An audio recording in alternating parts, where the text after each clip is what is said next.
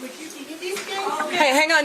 We'll just take a few questions. Sir, sitting right there. Yeah, thank you so much. Mexican President Claudia Sheinbaum said the U.S. government should collaborate with Mexico to understand how the U.S. authorities bring El Mayo Zambada, because for them it's not clear yet.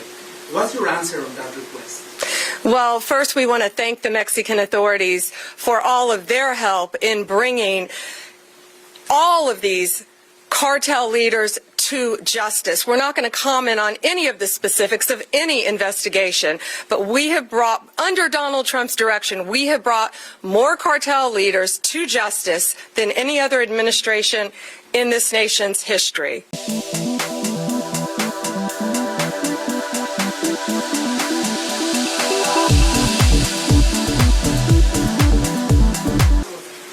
Yeah, if you couldn't hear, you asked about following the money. Following the money is always part of any of these criminal cases. That's how we're able to track and find them. I mean, this guy El Mayo was living like a king, and now he's living like a criminal for the rest of his life. He was living in a palace, and now he's going to be in a prison. So following the money is how we solve these cases. Terry, do you want to add a couple words to that with DEA? Absolutely. So thank you, Madam Attorney General. There is a large cash seizure associated with this forfeiture that we will get out here shortly. But more importantly, our work with the Mexican government is not done. Similar to what we did with RCQ that we brought to the United States, there are proceedings happening as we speak. Any other questions? Go ahead, Alana. Why take the death penalty off? Yes. So Mexico, I've done this my entire career as a prosecutor. When dealing with Mexico, we cannot seek the death penalty. We've always known that, and that's an agreement that we've had with Mexico when we get them to our country. That includes many others. This guy's 78 years old, but he will live like he's on death row. I can tell you that. He will live in a prison cell the rest of his life. As you've heard, drug kingpin Ishmael Zambada Garcia, also known as El Mayo, has confessed to a lifetime of crime in service to the Sinaloa cartel, a foreign terrorist organization. Thanks to the relentless work of our prosecutors and our federal agents, El Mayo will spend the rest of his life behind bars. He will die in a U.S. federal prison where he belongs.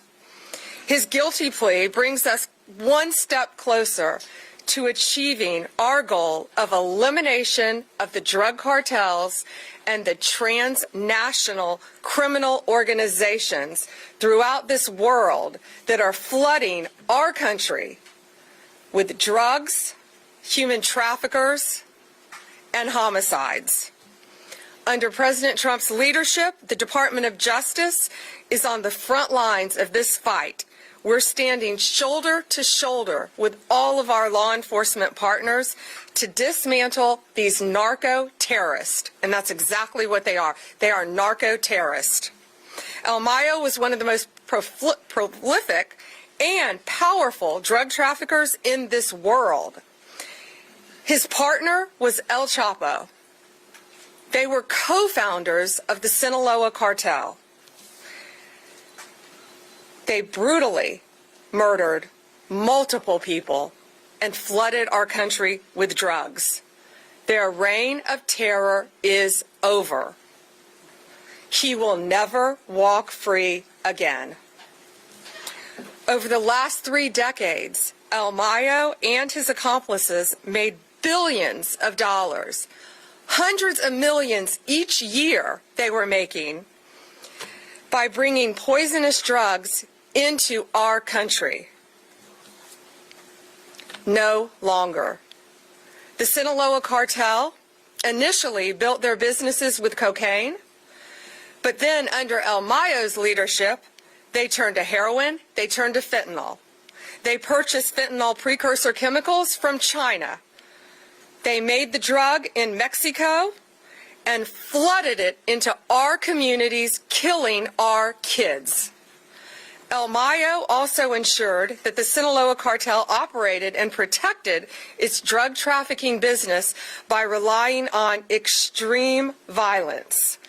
They used military-grade weapons and directed hitmen to kill their adversaries. They committed gruesome assassinations, kidnappings, and horrible crimes to maintain discipline within their own organization. He ordered the murders of countless individuals and rivals. Many innocent people died as a result of this as well.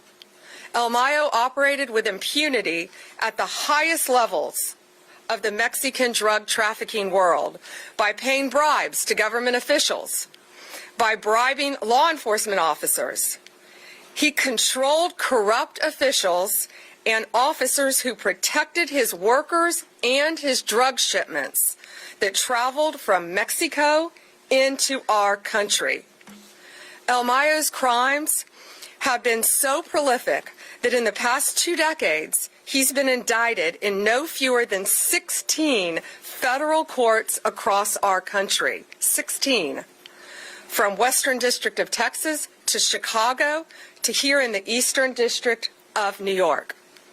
He escaped justice for decades, but under President Trump's leadership, he has finally been brought to justice. Today's conviction is the latest success in the United States fight against deadly cartels and transnational criminal organizations. We've made remarkable progress. Since President Trump took office, Mexican authorities have expelled more than 50 high-ranking cartel leaders and other dangerous criminals to our country to face prosecution. More than 50. These are historic numbers that ensure that these criminals will face justice and face justice on American soil.